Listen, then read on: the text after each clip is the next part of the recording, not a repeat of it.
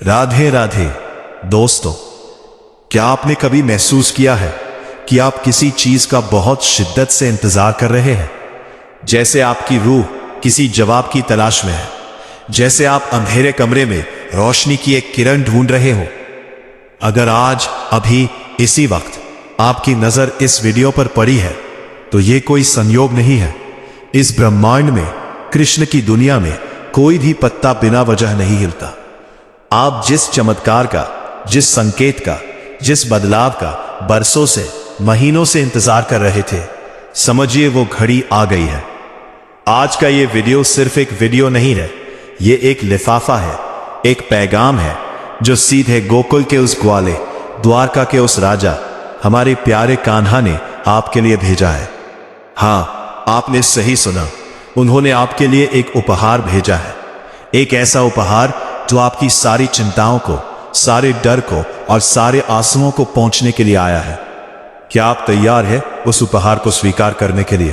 क्या आप तैयार हैं अपनी तकदीर बदलने के लिए?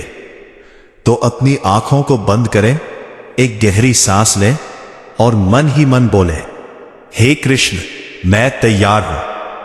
और अंत तक मेरे साथ बने रहें, क्योंकि इस वीडियो के खत्म होने तक आपके हाथ में वो चाबी होगी जिससे बंद किस्मत का ताला खुलने वाला है।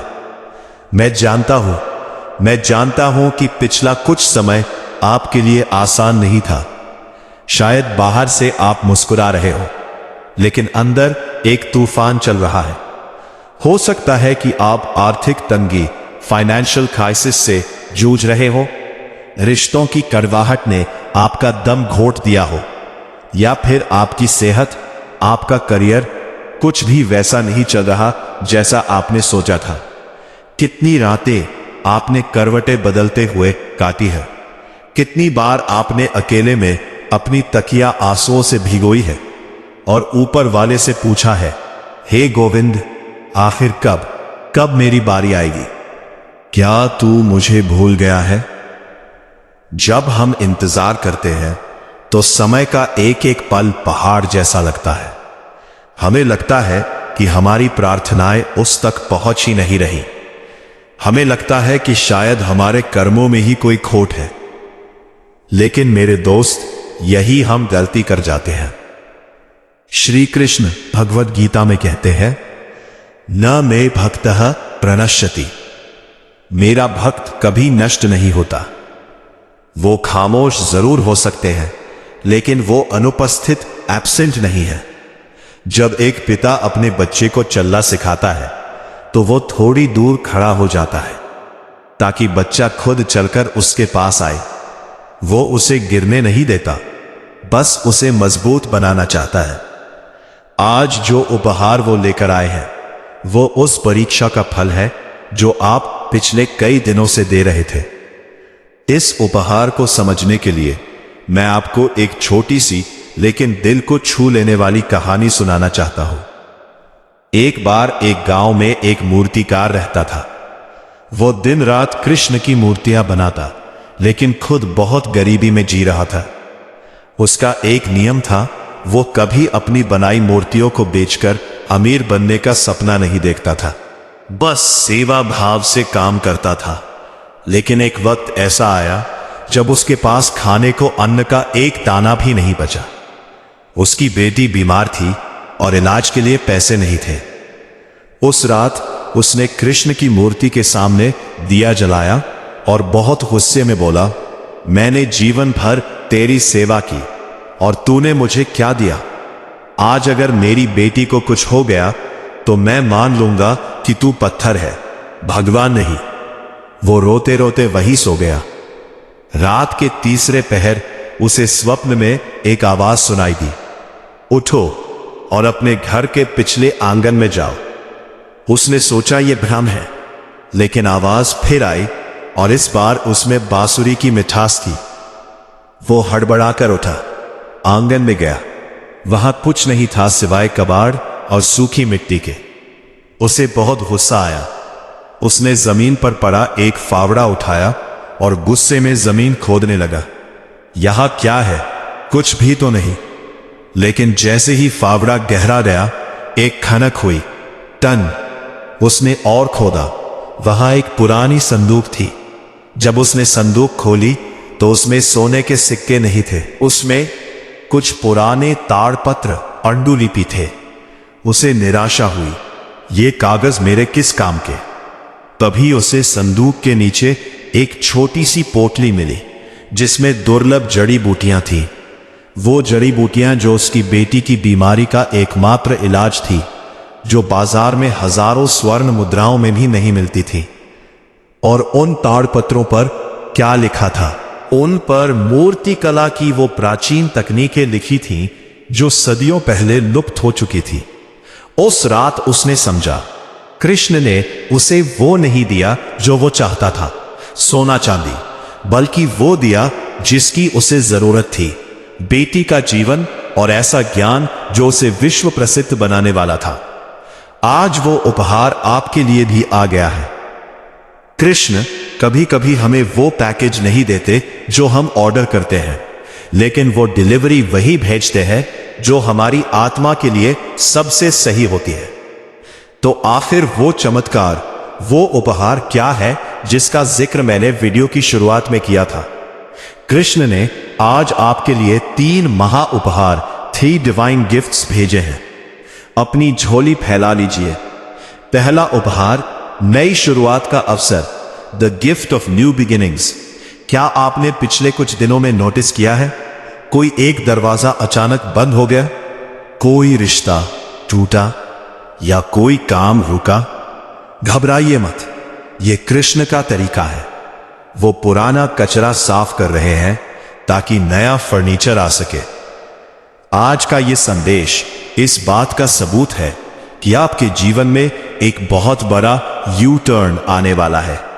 एक ऐसा अवसर, एक ऐसा फोन कॉल या एक ऐसी मुलाकात जो आपकी दिशा बदल देगी। यह अवसर अगले 7 दिनों के भीतर आपके सामने होगा। उसे पहचानना आपका काम है। दूसरा उपहार, अभयदान, the gift of fearlessness. Krishna देख रहे हैं कि आप डर में जी रहे हैं, कल क्या होगा। आज उन्होंने आपको अभयदान भेजा है। आप महसूस करेंगे कि अचानक आपके मन से एक भारी बोझ हट गया है। एक अजीब सी शांति आपको घेर लेगी। यह शांति साधारण नहीं है, यह सुदर्शन चक्र की सुरक्षा है। अब कोई आपका बुरा नहीं कर पाएगा। जो लोग आपके खिलाफ साजिशें कर रहे थे, वे अपने आप अपने जाल में फंस जाएंगे। आपको लड़ना नहीं है, बस देखना है। न्याय, जस्टिस अब कृष्ण के हाथ में है। तीसरा और सबसे बड़ा उपहार, ज्ञान और विवेक, विजडम। सबसे बड़ा चमत्कार पैसा नहीं है, सबसे बड़ा चमत्कार है सही निर्णय लेने की क्षमता। आज से आपकी बुद्धि, इंटेलेक्ट में कृष्ण का वास होगा। आप जो फैसले लेंगे वो सही साबित होंगे। जहां आप पहले कंफ्यूज होते थे, अब वहां रास्ता साफ दिखेगा। ये तीनों उपहार अभी इसी क्षण अदृश्य रूप में आपके पास पहुंच चुके हैं। लेकिन आप पूछेंगे, मुझे कैसे पता चलेगा कि यह सच में हो रहा है? कृष्ण कभी भी बिना हस्ताक्षर, सिग्नेचर के अपना पत्र नहीं भेजते।